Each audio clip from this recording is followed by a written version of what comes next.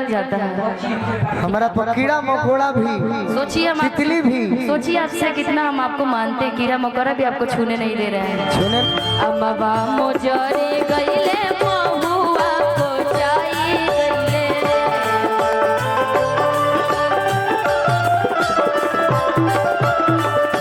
अम्मा जा तनी हेनियो जा संगीता जी इनको भेज दीजिए।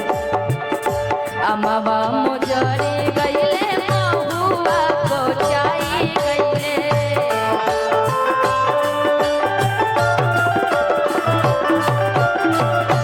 अम्मा मोजरी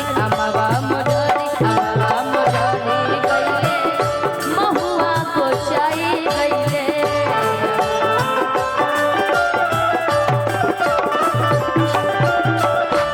ए जी रास्ता से भारी गईले फूला डलिया, ए जी रास्ता से भारी गईले फूल डलिया, टानी ताकाना बोला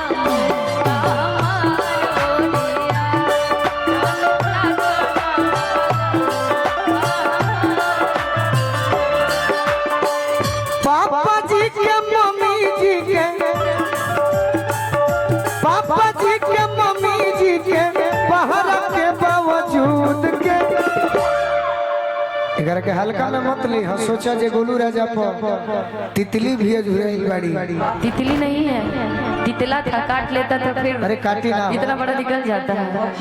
हमारा कीड़ा मकोड़ा भी, सोचिए हम तितली भी, सोचिए आपसे कितना हम आपको मानते हैं, कीड़ा मकोड़ा भी आपको छूने नहीं दे रहे हैं। छूने नहीं इधर के तो हल्का में मत लो। तितली अधूराइल भैया, रुके फिर से तो रख देते लड़की हैं। होगी। हम ही नहीं उछला है ना, वो उछला सकता है। कि पापा जी के मम्मी जी के पहरा के बावजूद के, अरे ये निशा तनी है ना, है ना उन्हें यूट्यूब वाला बड़े ने लोग बा कि पापा जी के मम्मी जी के पहरा के बावजूद के, कतनो पापा जी अब मम्मी जी के पहरा लागो रही दे रही हम कि पापा जी के मम्मी जी के पहरा के बावजूद के, अरे ये निशा आँख मूंद के, अरे कोरा में आ जाई हो कूद के, निशा आँख मूंद के,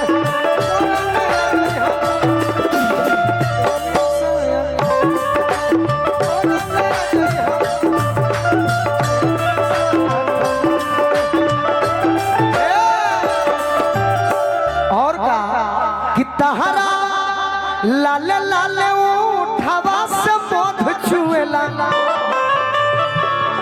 अक्का जरा रे कोन खीता के लू करे ज छुए,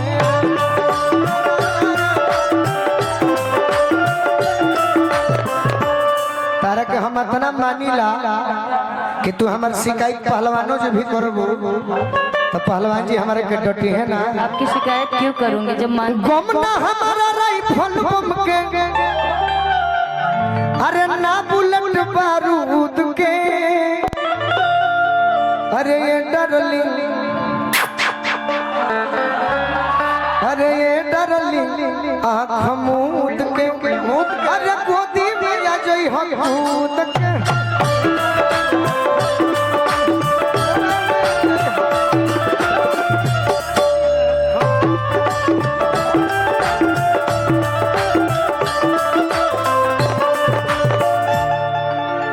हेलो और का सुना कि भाई मुट्ठी भर के डा, अरे आओ भौजी है, अच्छा अच्छा हवा खाली हवा खाली हवा खाली, कि भाई मुट्ठी भर के डा,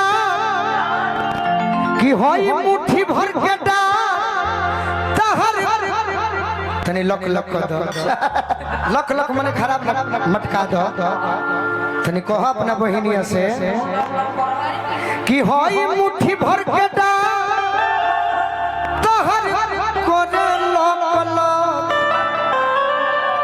छीटीदार रे ब्लाउज करे दिल धक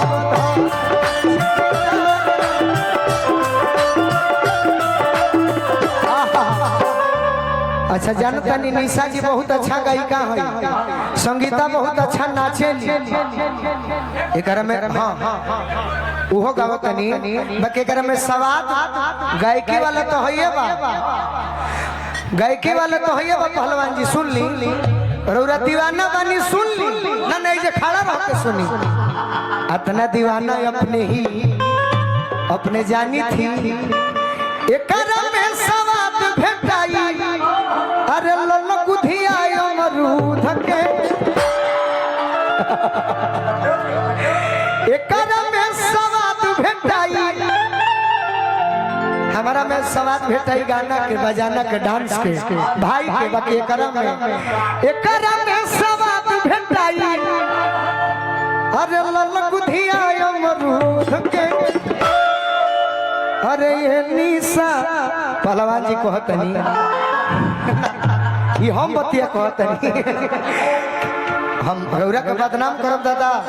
रौरा आवे वाला समय के विधायक बानी कोनो क्षेत्र के, ई बतिया लालू जी देखी हम तो खुश होई हम, ऐसे कि हमारे को मानने केहू कहेला कि काहे लालू जी के बड़ाई करेला अपना समाज खातिर।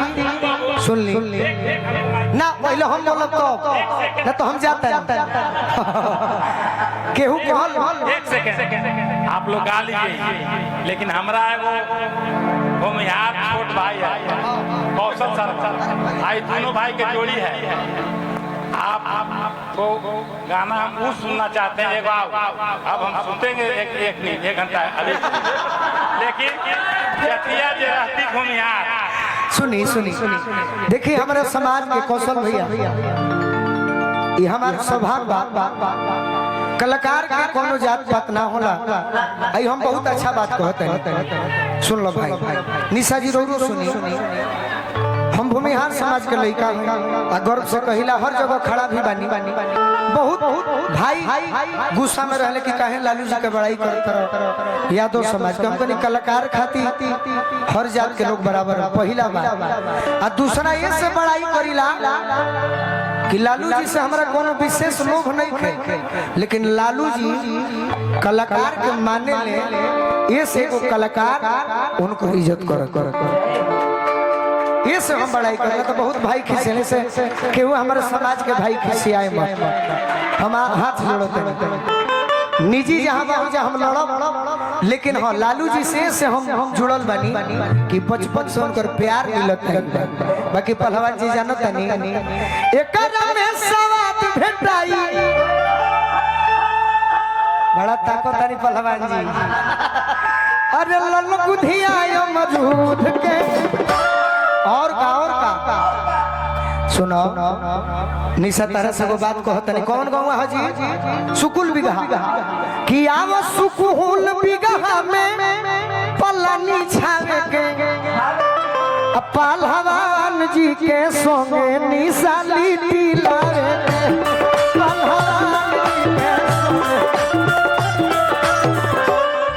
एगो बात गारंटी कहता नहीं, हाथ मिला के अजमा ली तोरा कुर्बान कोई दी कब 12 बजे रातों के खोजली हम कि तोरा कुर्बान कोई दी। अरे गोलू राजावा खुद के अरे ये डार्लिंग वो गुस्सा कर रही है, देखिए वो गुस्सा कर रही है। कौन गुस्सा कर रहा है? तू कुछ नहीं जान भाई। अरे किए सुगनी आँख मूद के अरे गोदी में आ जाई हम